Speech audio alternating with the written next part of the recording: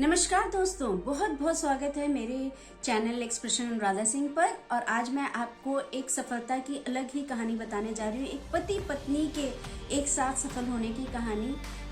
मैं इस शख्स से मिली थी कॉलेज में, और अक्सर ऐसा होता है कि जब हम नाकामयाब हो जाते हैं तो हम बहुत सारे दोष लगाते हैं कि हमारे माता पिता का दोष था, हमारा स्कूल ऐसा था, हमारी एजुकेशन ऐसी थी। ये सबसे बड़ा बहुत ईजी काम होता है कि किस्मत को दोष लगाते हैं।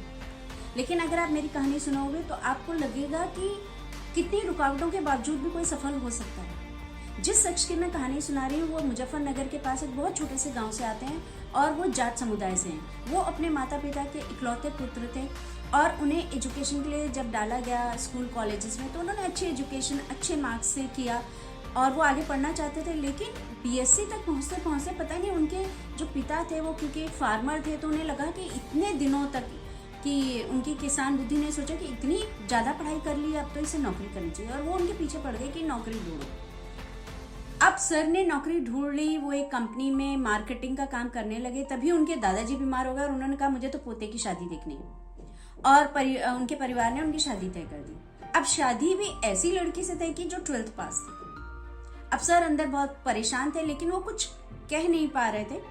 और जब उनकी शादी हुई तो उन्होंने खुद हम लोगों को बताया कि उन्होंने सबसे पहला सवाल जो अपनी वाइफ से पूछा वो ये था कि तुम्हें किस चीज़ का शौक है। तो उनकी वाइफ ने कहा कि मुझे पढ़ने का बहुत शौक है लेकिन मेरे माता पिता ने मेरी शादी जल्दी कर दी। तब उन्होंने अपनी वाइफ से ये वादा किया कि हम दोनों मिलकर पढ़ेंगे और अपनी अपनी मंजिल तक पहुंचेंगे। अब उन्होंने अपनी वाइफ को बीएससी में एडमिशन दिलाया, खुद एमएससी में एडमिशन लिया। दोनों पढ़ रहे थे और वो हंस के बताते हैं कि वो अपनी वाइफ को पढ़ाते थे। और कभी कभी उनकी वाइफ कहती भी थी कि देखो रौब मत दिखाओ, पढ़ाना है तो सही से पढ़ाओ। उसके बाद दोनों ने बीएड में एडमिशन लिया। तब भी वो कहते हैं कि हम दोनों क्लासमेट थे और मैं अपनी वाइफ का बहुत मिसयूज करता था, उनके नोट्स यूज करता था, उसे अपना प्रैक्टिकल प्रोजेक्ट का सारा काम करवाता था। अब उनके साथ में 2 बेबी भी हुए और उसके बाद वो पढ़ भी रहे थे, दोनों घर का काम भी मैनेज कर रहे थे, ज्वाइंट फैमिली में भी रह रहे थे।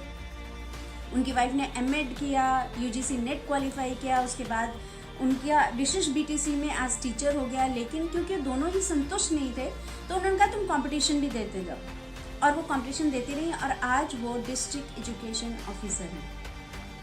इधर सर भी इतनी परेशानियों के बीच मतलब नौकरी करना और घर परिवार को संभालना, उसके बावजूद भी उन्होंने भी एमएड किया, यूजीसी नेट क्वालिफाई किया, उसके बाद पीएचडी किया और आज वो भी गवर्नमेंट कॉलेज में प्रोफेसर हैं। दोनों ने अपनी एम्बिशंस को पा लिया। और मेरे जीवन में भी सर का बहुत इंपॉर्टेंट योगदान रहा क्योंकि उन्होंने ही मुझे मोटिवेट किया कि मैं भी यूजीसी नेट दूं, जबकि मैं बिल्कुल अपने आप को इस काबिल ही नहीं समझती थी और मैं सोचती थी कि मेरे पास टाइम नहीं, मैं कहाँ से पढ़ूंगी। लेकिन कुछ ऐसा हुआ मोटिवेशन का असर कि मैंने फर्स्ट अटेम्प्ट में यूजीसी नेट क्वालिफाई किया। तो आप देखिए, सफल होने के लिए जज्बे की और जुनून की जरूरत है। आपके अंदर जज्बा होगा, आपके अंदर जुनून होगा, किस्मत भी आपका साथ देगी, समाज भी आपका साथ देगा। और सबसे बड़ी बात है कि ऐसे लोग आपको कितना मोटिवेट करते हैं। So thanks to him for motivating me. और मैं बहुत बहुत ऐसे लोगों को पसंद करती हूँ जो लोग दूसरे लोगों को भी मोटिवेट करते हैं और उनके जीवन शैली हमको बहुत प्रेरणा देती है। I hope that you would have like this story. मुझे लगता है कि आपको ये कहानी अच्छी लगी होगी। मेरे चैनल को जरूर सब्सक्राइब करिए क्योंकि मैं इस तरह की कुछ ना कुछ चीज़ें आपके लिए पेश करती ही रहती हूँ। Thanks a lot.